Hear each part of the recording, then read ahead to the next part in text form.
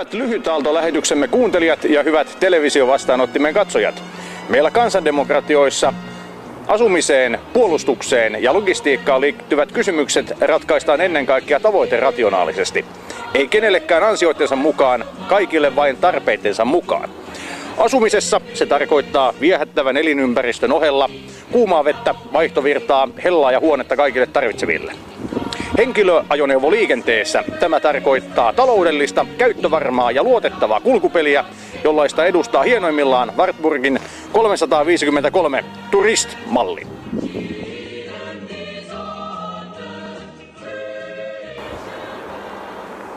Tourist-mallissa auton 2 ensimmäistä kolmasosaa ovat konventionaalisesti muotoilut, mutta yllätys odottaa täällä auton taka-akselin luona. Perä on kantikkaasti muotoiltu ja se mahdollistaa ennennäkemättömän monikäyttöisyyden sekä kuljetuskapasiteetin. Tulkaa toki lähemmäksi katsomaan. Täällä takaosakkeessa pyydän teitä kiinnittämään huomiota revolutionäärisiin materiaalivalintoihin. Sekä takatilan kansi että molemmat takalokasuojat ovat valmistettu Duroplast-materiaalista. Tämä ökologisesti kestävä, erilaista jäte- ja kierrätyskuiduista kasaan prässätty materiaali soveltuu massatuotantoon lasikuitua huomattavasti paljon paremmin ja se on kevyt, mistä huomaamme erinomaisen nopean jousien avausvasteen takaluukussa.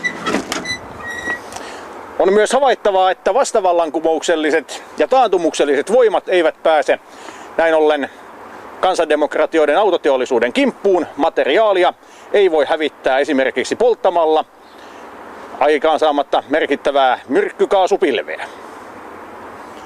Kehoitankin meitä kaikkia ottamaan hatun päästä Tourist-mallin monikäyttöisyyden edessä.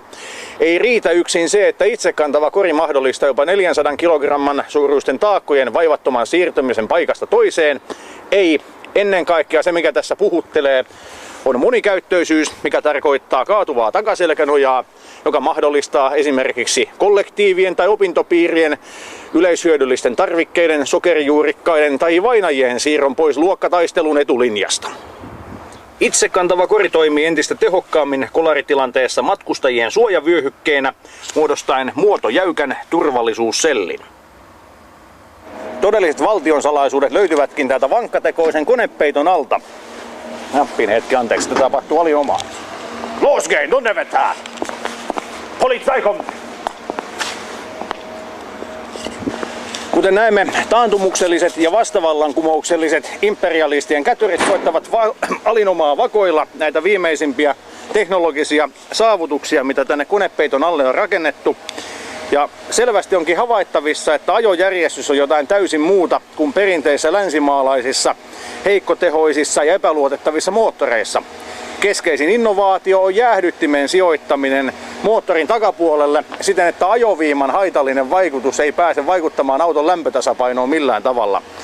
Moottori on vankkatekoinen, kolmisylinterinen, kaksitahtinen, 998 kuutiotuuman voimanpesä, josta lähtee 50 SAE hevosvoimaa. Miten ne käytännön liikennetilanteissa palvelevat kuljettajaa, sen näemme aivan hetken kuluttua.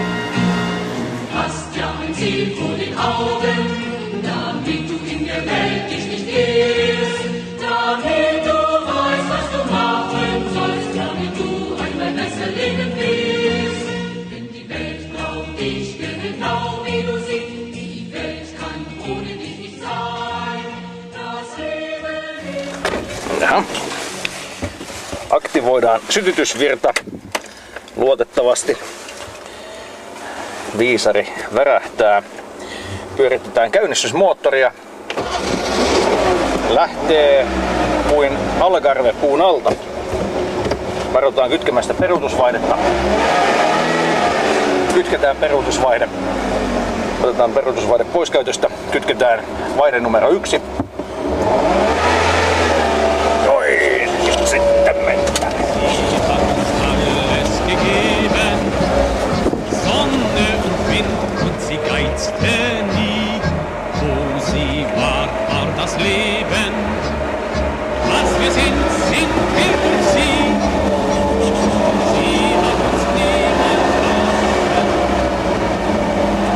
Huomatkaa taloudellinen vapaa kytkin.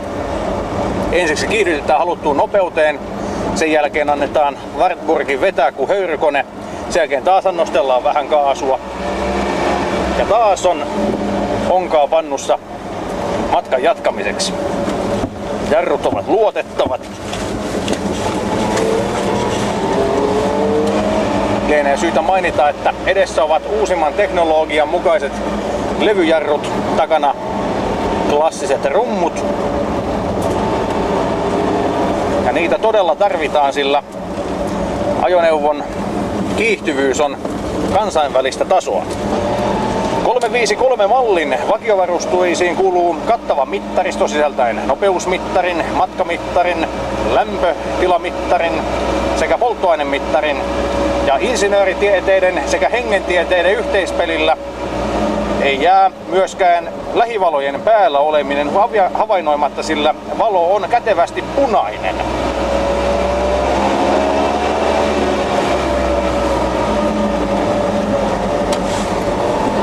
Kuten näemme, imperialistisen maailman tuotteet jäävät jälkeen, kun kaksitähtiteknologia alkaa todenteolla puhua.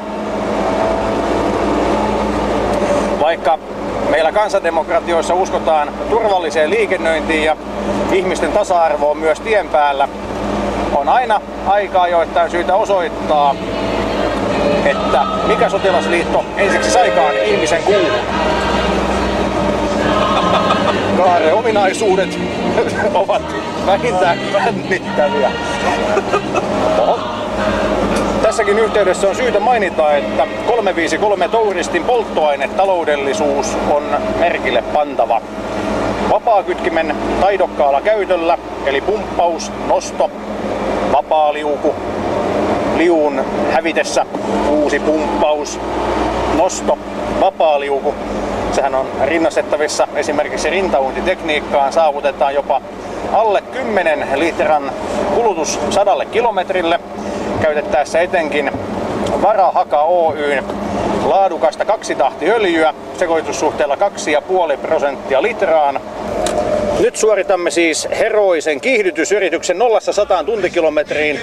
Tänään on 5. päivä marraskuuta ja kello on 12.13.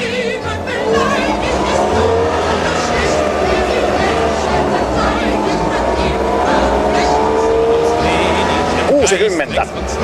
Moottoriteknologia on huikeaa. 80. Mikään ei ole meille mahdotonta. Meissä on tahtoa, meissä on voimaa. Ja sieltä se tulee. Kyllä, 100 kilometriä tunnissa. Saman päivän aikana. Ja alle minuutin.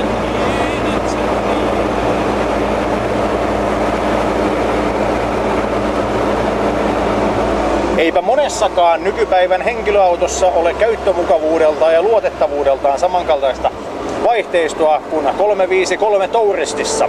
Täyssynkronoitu 4 eteenpäin vievää vaihdetta sekä peruutusvaihde ovat sen kaltainen kombinaatio, joka ei jätä toivomisen varaa. Lisävarusteena peruutusvalo.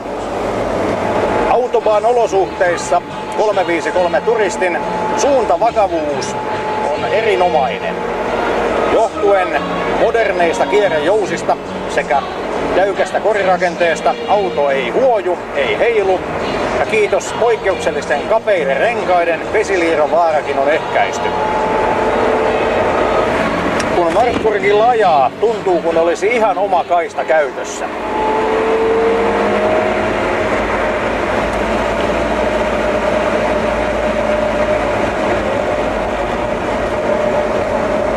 Hyvät kuulijat, hyvät katselijat, älkäämme tyytykö pelkästään subjektiivilliseen arvioon 353 2V-mallin erinomaisuudesta. Siteeratkaamme hiljattain maaliskuussa 1975 tunnettua autoalan julkaisua, joka kirjoitti seuraavaa. Tässä autossa on käytössä suoranaisena toteutuksena kaikki aiempien vuosien tutkimus- ja tuoteparannustulokset. Ei ole varmasti liikaa väitetty, mikäli todetaan, että tässä autossa on käyttötaloudellisuus viety pisimmälle.